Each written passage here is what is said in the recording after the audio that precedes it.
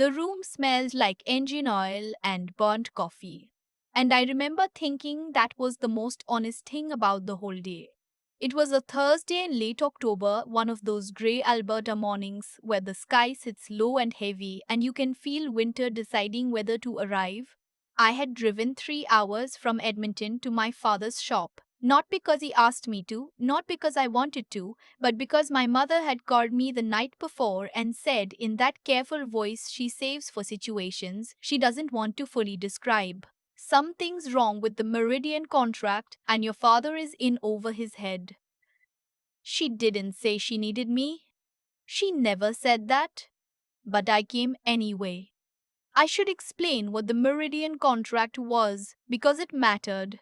My father owned a mid sized mechanical engineering firm, the kind of company that doesn't make headlines but keeps things running. Industrial HVAC systems, commercial refrigeration, the mechanical bones of buildings most people never think about. He had built it over 30 years, starting from a single rented bay in Red Deer, and it had grown into something real. 22 employees, contracts with school boards and municipal governments across central Alberta, a reputation for being reliable if not exactly innovative. The Meridian contract was the biggest thing he had ever bid on. A new mixed use development in Calgary, 12 stories, commercial on the lower floors, residential above. The mechanical systems alone were worth $4.2 million. He had won it 7 months earlier, and my mother told me he had cried at the kitchen table when the letter came. I knew about the contract because my older brother called to tell me about it, not my father. My father told my brother everything. He had been telling my brother everything since we were children, since my brother was 11 and my father started bringing him to the shop on weekends, teaching him to read schematics, letting him sit in on client meetings. My brother grew up believing the company would be his someday. My father never corrected that belief. I grew up believing I was good with numbers.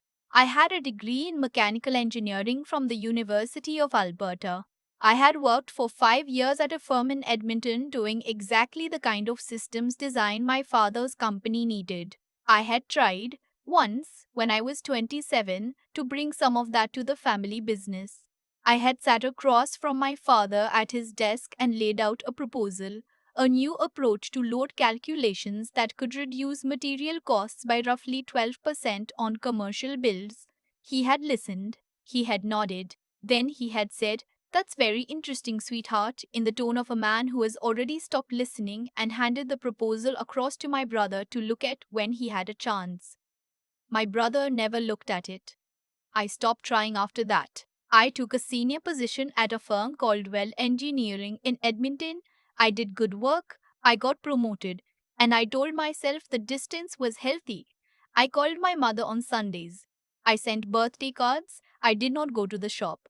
Until that Thursday, I walked in through the side entrance, the one that opens directly into the drafting room, and there were 4 people I didn't recognize sitting around the main table with rolled drawings and laptops, and the particular exhaustion of people who have been having the same argument for several days. My father was standing at the whiteboard with a marker in his hand and an expression on his face that I had never seen before. Not anger, not confidence, but something smaller and more frightening. He looked cornered. He saw me come in. He didn't say hello. What he said in front of those 4 people before I had even set my bat down was, "What is she doing here?" Not my name, not a greeting. "What is she doing here?" As if I were a delivery that had arrived at the wrong address. One of the men at the table, I found out later his name was Mr. Dead. Beaumont, the Mauritian project manager, looked up from his laptop with polite confusion. My father said, still looking at me, "My daughter, she doesn't work here." I stood there for a moment with my coat still on and the cold air from outside still on my face. I thought about the 3 hour drive. I thought about my mother's careful voice on the phone. I thought about every Sunday I had spent learning to pretend that things like this didn't land the way they landed. "Mom called me," I said. "She said there was a problem with the drawings. We have it handled." He turned back to the whiteboard. Mr. Beaumont looked at me, then at my father, then back at me. He had the courteous blankness of a man who has learned to stay out of family dynamics at work sites. I sat down in a chair near the door. I didn't leave. I want to be clear about something. I was not there to prove a point. I was not there to stage a confrontation or engineer some moment of vindication. I was there because my mother had asked me, in her careful way, and because I had looked at the project files she emailed me the night before. Files my brother had apparently forwarded to her because he didn't know what to do with them. And I had seen something in those files that made my stomach drop. The duct sizing was wrong. Not slightly wrong, significantly wrong. The supply air calculations for floors 7 through 12 were based on an occupancy load that didn't match the updated architectural drawings. Someone had used the original schematic from the bid phase without accounting for the revised floor plan that the architect had submitted in August. It was the kind of mistake that happens when a project moves fast and communication breaks down, and it was the kind of mistake that, if it made it into fabrication, would cost somewhere between $180,000 and $300,000 to fix. After the fact, with the developer watching, I had the corrected calculations on my laptop. I had done them at my kitchen table the night before, after I got off the phone with my mother, because I couldn't sleep and I needed to understand what I was walking into. My father spent 40 minutes at that whiteboard going through the existing drawings with Mr. Beaumont's team. I watched. I said nothing. The problem I had identified wasn't mentioned, which meant either they hadn't found it yet or my brother, who was supposed to be managing this project, hadn't flagged it. My brother wasn't there. When I asked my father quietly where he was, he said, without looking at me, he's dealing with another matter. At some point, Mr. Beaumont's structural consultant, a woman about my age named Dr. O.C., asked whether anyone had cross referenced the duct layout against the August architectural revision. Silence. My father looked at the drawings. He picked up his marker. He set it down. I opened my laptop. I have, I said. My father turned around. His expression was not grateful. It was not even neutral. It was the expression of a man who feels, on some deep and irrational level, that he is being undermined by the fact of my competence. She doesn't work on this project, he said to the room, not to me. Dr. O.C. looked at my screen. What are you showing? I walked her through it. The original load calculations, the August revision, the delta between what was drawn and what should have been drawn, the corrected numbers. It took about 12 minutes. When I finished, Doctor, about 12 minutes. Ose was quiet for a moment and then she said, "That's a significant discrepancy." Mr. Beaumont said, "How significant?" I told him the number. The room was very quiet after that. My father stood at the whiteboard with the marker in his hand and he didn't say anything for a long moment. Then he said, "To no one in particular, we would have got that." I didn't argue. I closed my laptop. Mr. Beaumont said he needed to make a call and stepped outside. Dr. O.C. asked me a few follow-up questions about the calculation methodology. She was precise and direct, and I liked her immediately. We talked through the assumptions for about 20 minutes while my father sat at the end of the table and looked at his hands. When Mr. Aller Beaumont came back, he said he wanted to get his lead mechanical engineer on a call to review my numbers before they proceeded. He said it professionally, without drama. He also said, and he said this looking at me, not at my father, "Is there any chance you'd be available to consult on this directly with the firm?" My father said, "That's not necessary. We have our own people." Mr. Beaumont said gently, "I understand. But we're 8 weeks from fabrication and I'd like additional eyes on the mechanical package." My father said nothing. I said I would think about it. I drove back to Edmonton that evening in the dark. The highway was straight and empty, and I had 4 hours to feel all the things I hadn't let myself feel in that room. Anger mostly, not the hot kind, but the old worn kind, the kind that's been sitting in the back of a closet for so long it's become part of the furniture. Grief underneath that. The grief of knowing that your father has looked at you your entire life and seen something he decided not to value, and that this will probably not change, and that somewhere along the way you stopped expecting it to, and that was the right thing to do, but it still cost something. I thought about the moment he said, "What is she doing here?" and the way the question assumed without examination that I was an intrusion, that my presence required explanation. I thought about all the years I had spent becoming someone who could walk into a room, look at a set of drawings, and find what four other professionals had missed. I thought about the fact that he knew. He knew I had found it. He knew what it meant. And the closest thing he could manage to acknowledgement was we would have got that. Maybe they would have, maybe not. The math didn't change either way. Mr. Beaumont called me the following Tuesday. His lead mechanical engineer had reviewed my calculations and confirmed them. He wanted to bring me on formally as a project consultant for the remaining 2 months of the design phase. He named a rate that was considerably higher than I had expected. He said in a careful and professional way that he was also in the process of renegotiating certain aspects of the project management structure. I knew what that meant. I said yes. I called my mother that night and told her. She was quiet for a moment and then she said, "Your father is going to hear about this." "I know," I said. "Are you prepared for that?" I thought about it. "I think so." She said, "He loves you. He just doesn't know how to." And then she stopped because there isn't actually a way to finish that sentence that makes it okay. She knew it and I knew it, and we both stayed on the line for a moment with the unfinished thing between us. "I know," I said again. It was 3 weeks later that it happened. The moment I hadn't planned for, the one I didn't arrange or engineer or allow myself to imagine. Meridian had brought in an outside review. This was standard practice on projects above a certain size, a third party quality assurance check before fabrication drawings were released.